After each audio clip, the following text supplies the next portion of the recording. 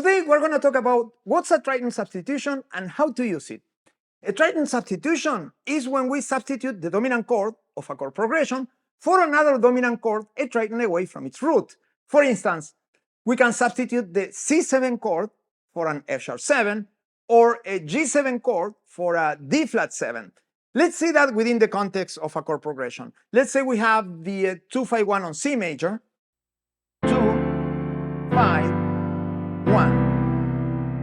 This is a D minor 7, G7, C major 7. So the dominant chord is G7.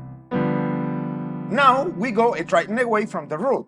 A tritone is 3 tones or 6 semitones. So we have G. If we go 6 notes up, we get 1, 2, 3, 4, 5, 6. We have D flat. We can count up or down. If we count 6 notes down from G, we have 1, 2, 3, 4, 5, 6. Again, we get D flat. So it's the same thing. We can count up or down. Of course, it's best if we don't need to count. For that, we have to learn the shapes of our tritones up and down the keyboard.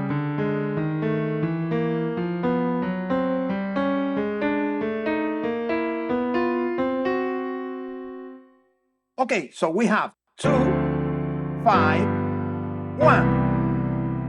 If we substitute the dominant chord, we get 2, 2 flat 7, 1. So we get a chromatic run down.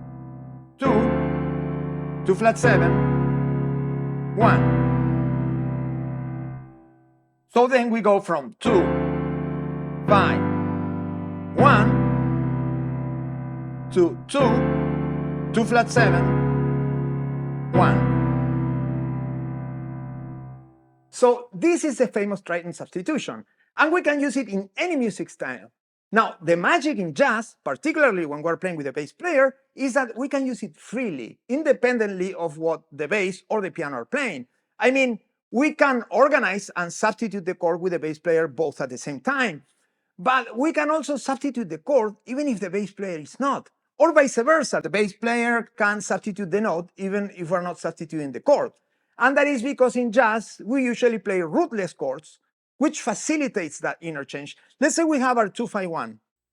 2, 5, 1. If we play the rootless chords, we get 2, 5, 1. This is a D minor 9, G13, C major 9.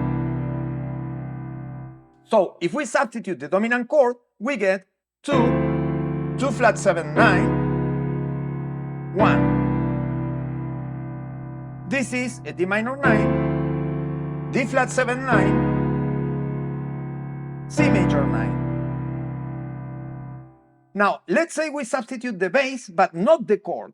Then we get 2, 2 flat 7, 1. This is a D minor 9, and here we get an augmented chord with augmented 5th and augmented 9. This is a D flat augmented 7 sharp 9, or a D flat 7 sharp 5 sharp 9. So then we get 2, 2 flat 7, 1. And now let's say we substitute only the chord but not the bass. Then we get 2, 5, 1. Here the dominant chord turns into a G augmented 7 flat 9. It has the flat 9 and the sharp 5. G7 sharp 5 flat 9. So we get 2, 5, 1. So that gives us 4 options.